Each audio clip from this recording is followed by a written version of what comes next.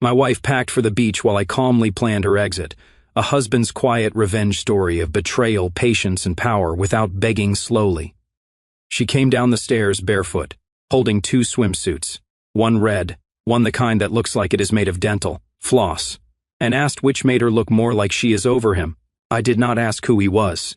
Dana stood in front of the mirror, twisting at the hip like she was auditioning for someone who was not me. Eli's name had not come up for months, not since that wine-fueled dinner party where he called me reliable, like a Volvo. Dana had laughed so hard she spilled her Pinot on the rug I paid to clean.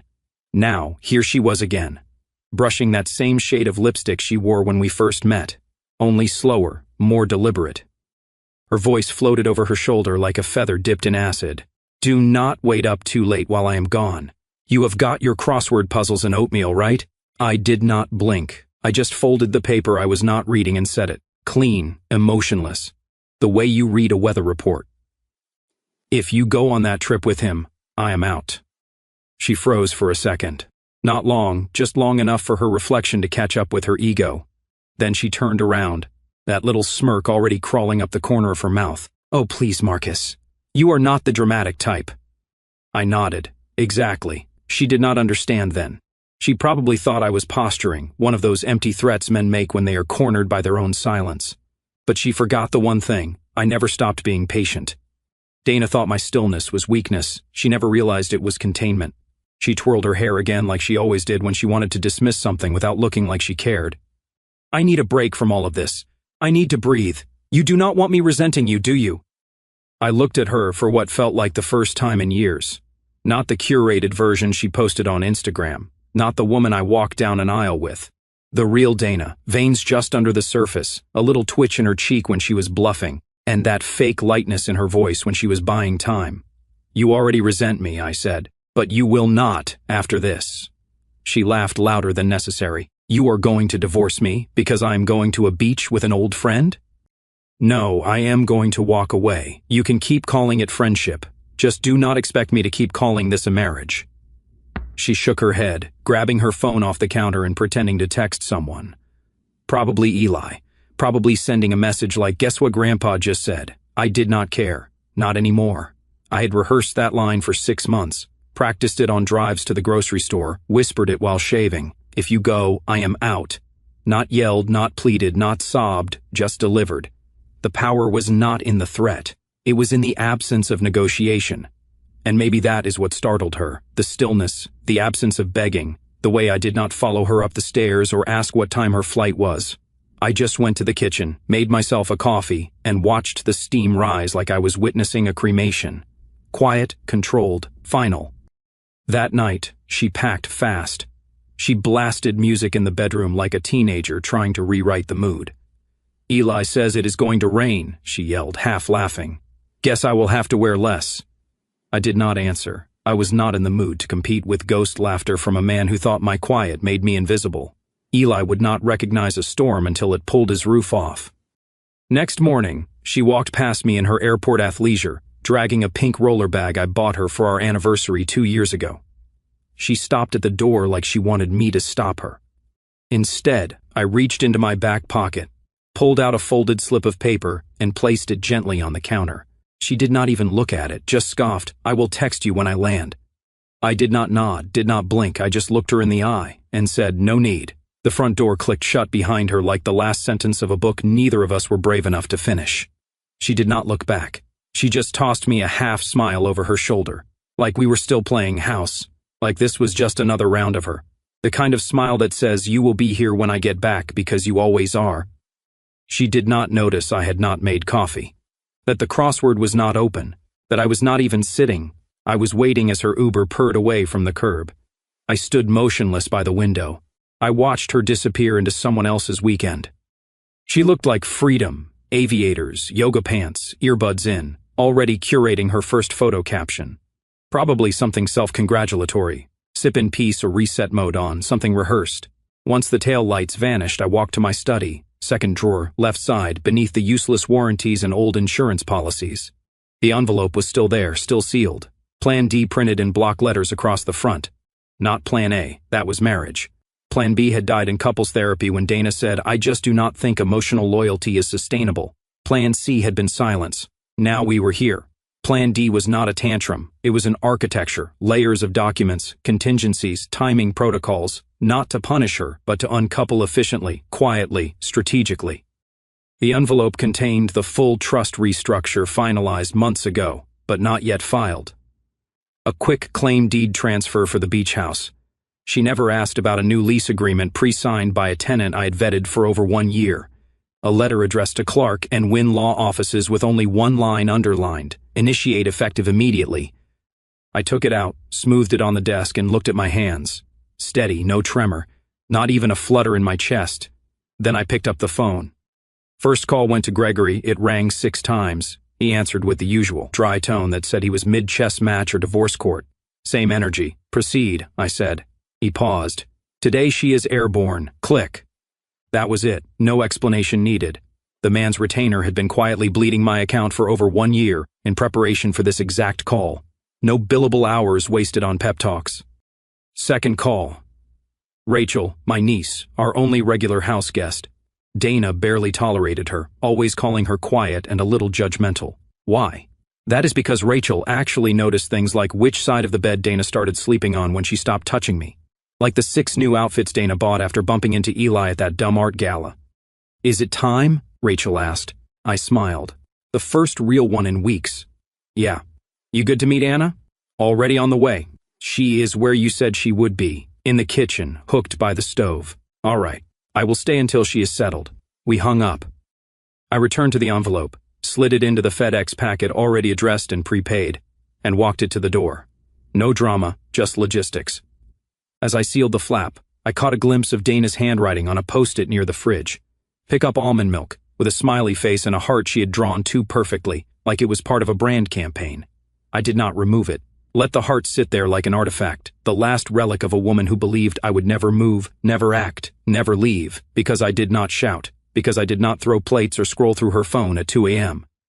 But while she was sipping cocktails with Eli, letting him put sunscreen on her back like it meant nothing, I was sending the final paperwork of a life she no longer belonged to. She packed for the beach. I packed her exit. 3 days in, no calls, no texts, no fake, just checking in messages from Dana. Not even one of those passive-aggressive selfies women send when they want to look like they are, glowing without asking if you are looking. Instead, it came from my sister, a text message. No greeting, no emojis, just, you okay? Attached was the photo. At first glance, it was what you would expect from a woman in a fresh rebellion. Dana in a neon bikini holding a plastic pineapple cup, half turned toward the camera, half twisted towards someone just out of frame. Her hip popped like she was modeling for people who were supposed to regret her. But it was not the pose that caught me, or the drink, or the fact that Eli was behind her, shirtless, leaning in with the same smug half grin he wore the night he called me dependable, like airport Wi-Fi. No, it was the caption. Cheers to never settling. I did not react right away. My sister probably expected anger, shock, some emotionally wounded emoji barrage. Instead, I stared at it like a puzzle. Let the silence in the room stretch. Then I tilted my head and zoomed in. Her sunglasses mirrored aviators, bright, obnoxious, the kind influencers wear to hide how empty their eyes are. And in that reflection, barely visible, was a table. Not a poolside lounge table. No umbrella, no beach towels. It was a restaurant, white linen, candles, 2 wine glasses, and a man's hand resting on hers. Not Eli's. The watch on his wrist was different, silver face, black band. Eli wore that gaudy smart watch with a cracked screen, the one he kept tapping like it owed him money. This man's hand was older, tanned, with confident posture, and her fingers were not just resting, they were curled toward his palm. I pinched and zoomed until the pixels gave way. There in the corner of the table, a bottle of Chateau Margaux, $600 a pop. Dana does not drink red. So this was not just a beach brunch with Eli, the safe friend. This was a dinner, a real one, intimate, lit with candles, with someone who was not supposed to exist, a third party to her alibi. And she had posted it like a trophy, never realizing that arrogance turns every detail into evidence. I set the phone down. No anger, just detachment. She thought the bikini would hurt me. She thought the caption would sting.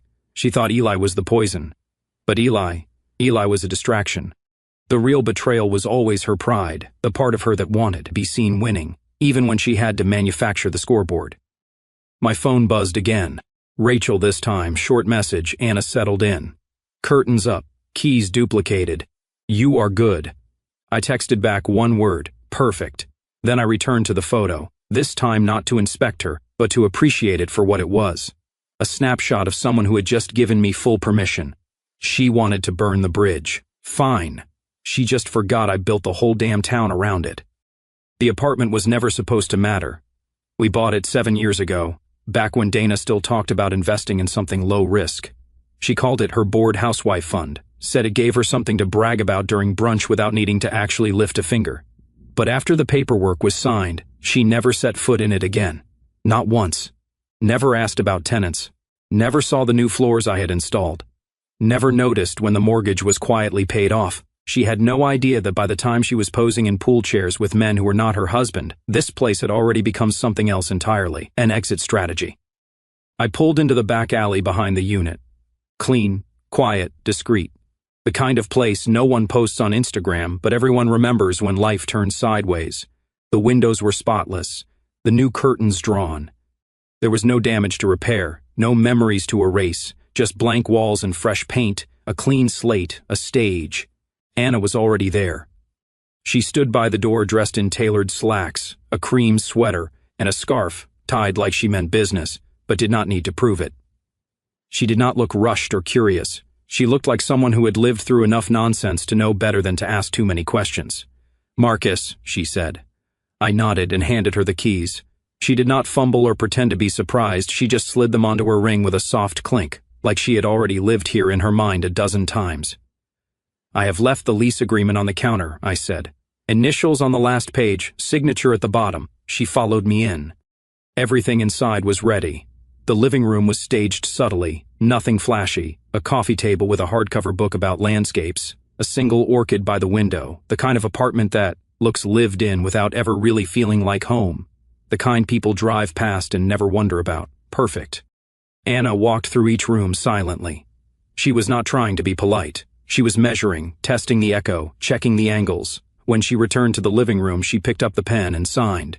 "Do you want a deposit?" she asked. "No," I replied. "The rinse token. The lease is binding. That is what matters." She gave me a curious look but did not press. That is why I chose her. Anna came recommended by someone who understood discretion. She had no criminal record, no messy history, no ties to Dana's world. A former real estate executive who had walked away from her last firm the moment it went public. Retired early, widowed, no kids, she liked quiet things. I walked her to the door. Before she stepped out, I said, "It is yours now. Just do not mention me to anyone." She smiled. Not warm, not cold, just enough to say understood. "Silent as Sunday," she replied. The door closed softly behind her. No click, no drama. Back in my car, I opened the glove box, took out a small envelope. Inside were 3 photos. One of Dana on the beach, one of the sunglasses reflection, and one of Eli standing too close with his hand on her hip at some tacky pool bar. None of them angry, none even overly sexual, just careless. I placed the envelope in the center console, not as evidence. As a reminder, this was not revenge. This was alignment. Dana had chosen the stage. I just made sure the audience was watching the right act. And Anna, she was the first cue. The moment her plane touched down, Dana's fingers were already moving, landed. "Want to grab dinner?" Sent with a sunglasses emoji and a winking face, her usual cocktail of fake chill and anticipation. She probably thought I would fold the second she came back, like I had been pacing the living room in robe and slippers, whispering her name into an empty wine glass. She waited 5 minutes, then 10. Still no reply. Tried calling straight to voicemail. Her lips curled slightly. "He is pouting," she muttered, already scrolling Instagram for something to distract herself. Maybe she thought I would come to pick her up, that I would be there at arrivals with some placating smile, ready to say, "Let us talk about this like adults." That is how she rewrote our arguments, like they were always just misunderstandings that got too emotional. But as she slid into the back of a rideshare with her overstuffed pink roller bag, reality did not hit her yet. Not when she passed the bookstore we used to visit. Not when she turned onto our street. Not even when the driver paused outside our front gate. It hit when the key did not turn. She jiggled the lock once, twice, then shoved harder like the house was playing games. The door did not budge. Her face twisted, annoyance first, not fear, not yet. She stepped back and tried the garage keypad. Hit the numbers, 0983. That familiar tone. Denied again. Denied again. Nothing. She stared at the keypad like it owed her an explanation. Dana fumbled through her purse, pulled out her phone and called me again. Straight to voicemail. Marcus, seriously, she said into the air, pacing in front of her own house like a stranger. This is not funny. She hit redial. Nothing. For the next 30 minutes, she made a circuit around the front porch like a woman in denial, checking under mats, tapping windows, peering in like she might see her reflection behaving better. Her frustration morphed into quiet panic, but still masked under entitlement. That is when she tried Rachel. It rang twice. Rachel picked up. Cool, dry, familiar enough to be polite, distant enough to be noticed. Rachel, Dana exhaled. Thank God I cannot get in the house. Did Marcus say anything to you? Like, is he just trying to make a point? A pause. You should talk to the new tenant. Dana blinked. What? I am not supposed to say much, but if you want to get inside that house, you will need her permission. Dana scoffed. Who her? Who the hell is her? Another pause. You will see. Click. The silence after that was not just quiet. It was active, loud in its absence. Dana stared at the phone like it had betrayed her. The front yard, the shutters, the porch swing, it all looked the same, but something underneath had shifted. A layer she did not know existed had slid away, revealing something colder. She tried peeking through the living room window. Curtains, new ones, not the beige linen she had picked out during her modern farmhouse phase. These were heavier, ivory, neatly pressed, elegant. Nothing Dana would have chosen. And that alone told her more than she wanted to know. The doorbell was now her only option, and even that felt foreign, like she was pressing it at someone else's house. So she did twice, then 3 times, and waited. No footsteps, no familiar creak on the floorboards, just a single flicker of movement behind the curtain. A shadow, a shape, a presence. She stepped back instinctively, her stomach flipped.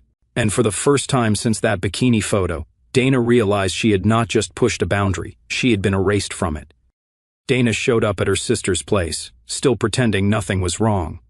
I think Marcus changed the locks to teach me a lesson, she said, dropping her designer bag by the entryway like a teenager home from college. He is being petty. Classic overcorrection. He will cool off. Her sister, Mia, did not say much. She just nodded and handed her a stack of forwarded mail. Dana flipped through it like it was junk. Department store catalogs, a credit card offer, one thick envelope marked private and confidential, caught her eye. The return address, Clark and Wynn Law offices.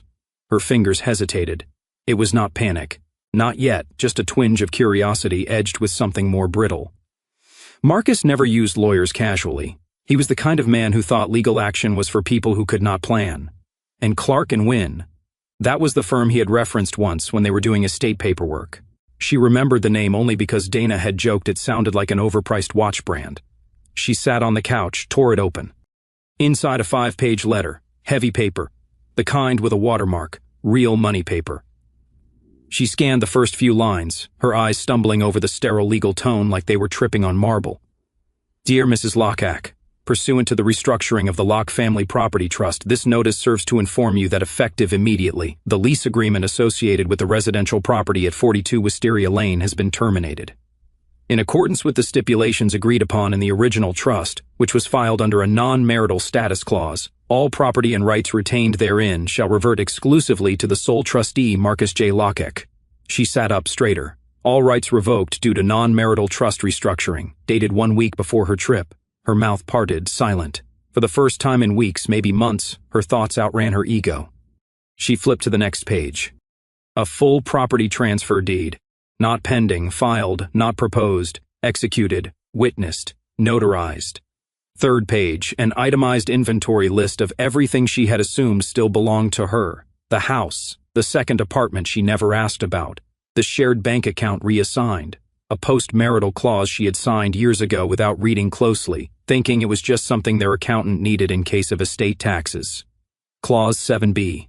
Trustee reserves the right to restructure holdings upon evidence of extramarital affiliation, breach of fiduciary confidence, or abandonment of residence for more than 48 hours without notice. She dropped the packet like it had burned her. Abandonment. 48 hours. She had been gone 6 days. Her phone was already in her hand before she realized she did not know who she was dialing for. Marcus would not pick up. Rachel would not say more. Her sister was pretending to fold laundry in the next room, but Dana could feel the judgment vibrating through the walls. She scrolled back to her own Instagram post, the bikini one. The caption, "Cheers to never settling." Now it read like a suicide note in disguise. The room spun slightly. Dana stood up too fast and caught herself on the edge of the couch. Her heart was pounding. Not from rage, not from betrayal, but from something worse, certainty. She had not been punished. She had been replaced. And it was not dramatic. It was surgical. Dana did not plan the drive. It was not strategic. It was not even sane. She just had to see something, anything, a crack in the armor, a detail out of place, some undeniable glitch in Marcus's calm little coup. She needed proof that this was not real, that this was temporary, that he was bluffing harder than she had. The street was the same, too much so. The neighbors' cars still lined the curb, the old oak still dropped, leaves across their driveway like a yearly joke they never found funny. Even the porch lights on the McCullen house still flickered. Dana thought that would be comforting. It was not. It felt like time had kept moving without her. She parked a few houses down, not out of caution, but shame. A sick instinct she did not want to admit. She was not arriving home. She was approaching something like a guest, or worse, a stranger. From the driver's seat, she stared at the house for a full minute, and then she saw it. A movement, slight, barely there. The curtain in the front window shifted. Not pulled, not flung open, just tilted enough to signal someone was watching. Measuring, deciding, and then she saw her. The face, mid-50s, poised, pale blouse, hair pulled back in that I am not trying, but I know exactly how I look way that Dana used to fake, but never quite pulled off. Elegant.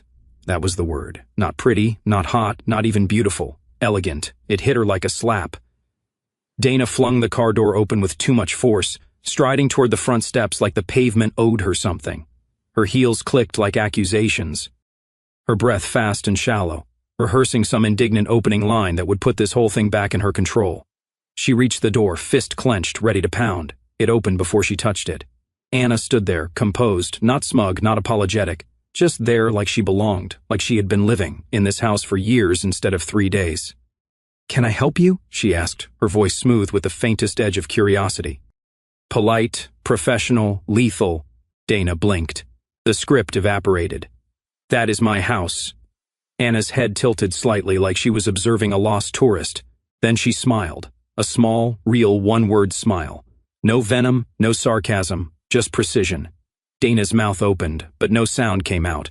She glanced past Anna's shoulder, trying to find something familiar. The hallway rug was gone. The coat rack was gone. The mirror she bought from that overpriced boutique in Denver was gone. In its place, a large canvas print of a mountain lake. Still neutral, clean. Anna did not move, did not offer her the threshold. She just stood. Dana tried again. "Marcus." He did not say anything. He cannot just... Anna nodded once, slowly. "Everything filed, notarized. I have the lease. Would you like to see it?" Dana's lips twitched. "I do not need to see anything." Anna shrugged. "Suit yourself." And then just like that, she closed the door gently. No slam, no flourish, like she was sealing off the past. Dana stood there, fist balled, eyes hot, face burning. She was not just locked out.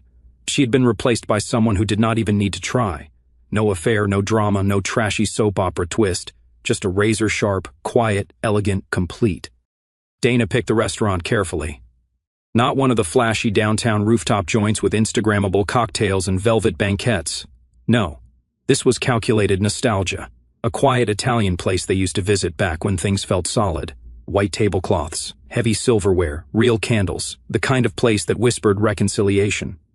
She booked a table for 6, even included his sister and Rachel. She thought it would send a signal, "I am still your wife. I still wear the last name." As if a table reservation and overpriced red sauce could rebuild what she bulldozed with a bikini pic and a caption about never settling. Still, she got dressed like she was going to win something. Soft curls, diamond studs he gave her for their 10th anniversary, a muted silk dress that said, "I am stable, I am mature, I am ready to talk." Not the beach glam Dana that Eli encouraged.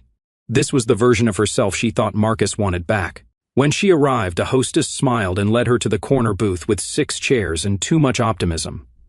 Time passed. The first 15 minutes, just nerves. She checked her phone 3 times, no new messages. She even sent Rachel a text, running late, no reply. At the 30-minute mark, she tried Marcus again, straight to voicemail. The waiter hovered, pity in his posture. "Would you like to order a drink?" Not yet, Dana said, swallowing the humiliation. Just waiting on a few. He nodded, disappeared. She looked around the restaurant. No familiar faces, no one walking in. Just strangers laughing at their own inside jokes while her night caved in one breath at a time.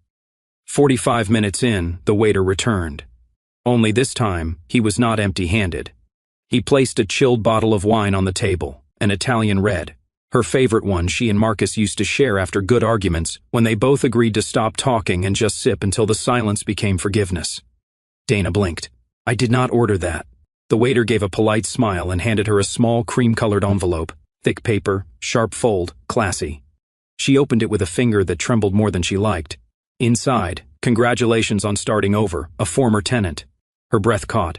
She looked at the label on the wine bottle, a vintage from the year they bought the house, one Marcus had hunted down for months back then, saying, if we are going to age together, might as well drink something that knows how. Dana stared at it like it was radioactive. The waiter, still lingering, added, it was dropped off earlier today with instructions to deliver at the 1-hour mark. You are free to keep the table as long as you like. She nodded, her throat dry. Thanks. As he walked away, the couple at the next table whispered. She knew they recognized her. The dress, the silence, the empty chairs, it was all too loud. Dana sat there for another 10 minutes. No one came. Not Marcus, not Rachel, not even Mia. She poured herself a glass of the wine. It tasted like ash. Not because it was bad, but because it was chosen without her. Tailored to her taste, delivered on cue, wrapped in the kind of message that made her realize she was not being punished. She was being dismissed with style, with timing, with the kind of cruelty that wears silk gloves. Mocked not by rage, but by precision. The wine sat unopened on the kitchen counter of her sister's guest house. Dana had not touched it since the dinner. Could not. It looked like it was still smirking at her, taunting her with curated memories and the cruel elegance of someone who knew exactly how to leave a mark without ever raising their voice. Now it was 2:43 a.m., and she was wrapped in a robe that was not hers, on a couch that was not hers, in a house that was not hers.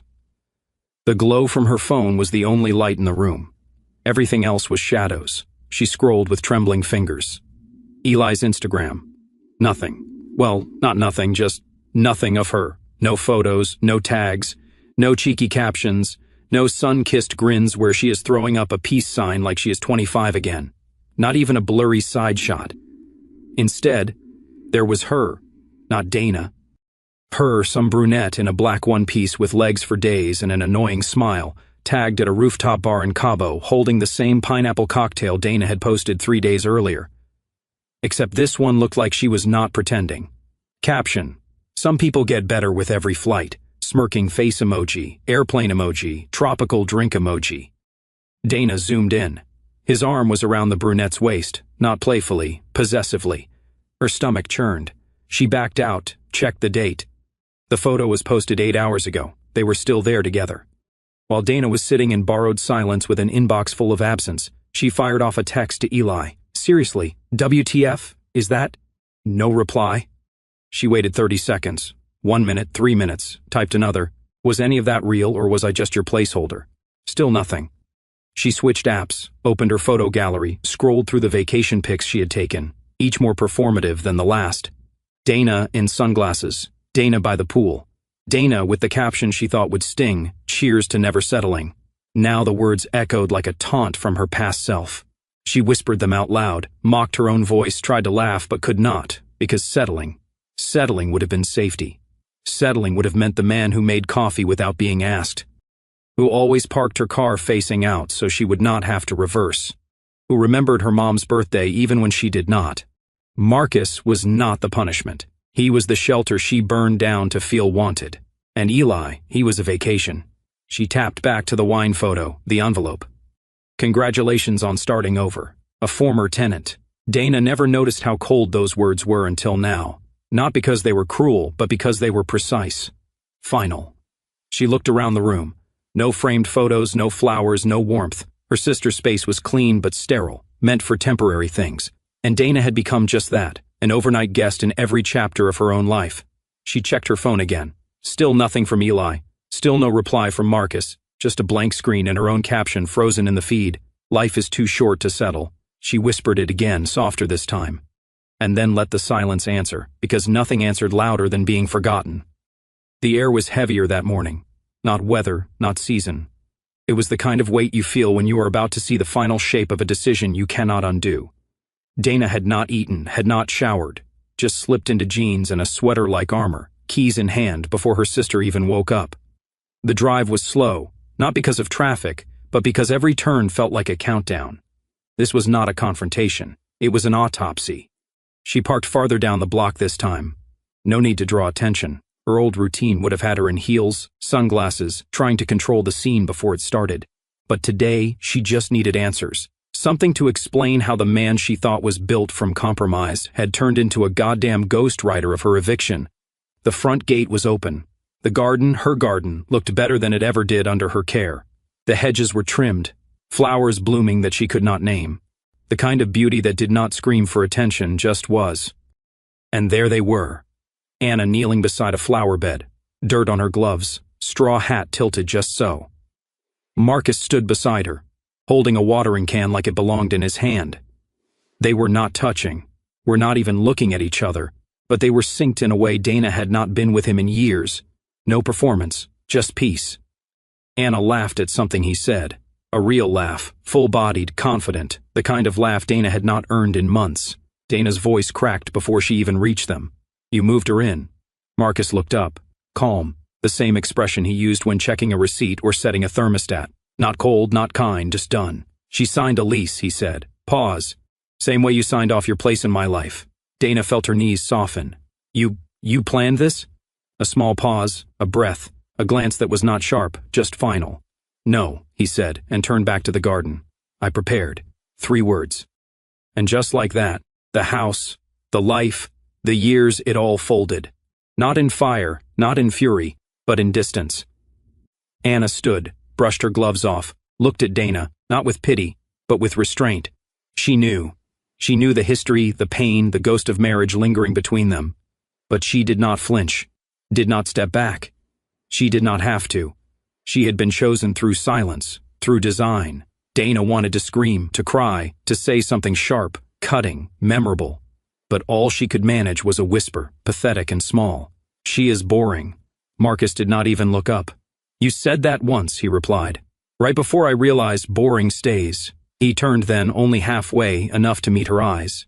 "No rage, no regret. You made your move," he said. And with that, he turned back toward the garden, toward the woman she once mocked, now pulling weeds from the soil of a life Dana never bothered to tend. Dana stood there, shrinking by the second, in a home that no longer remembered her name. Not lost,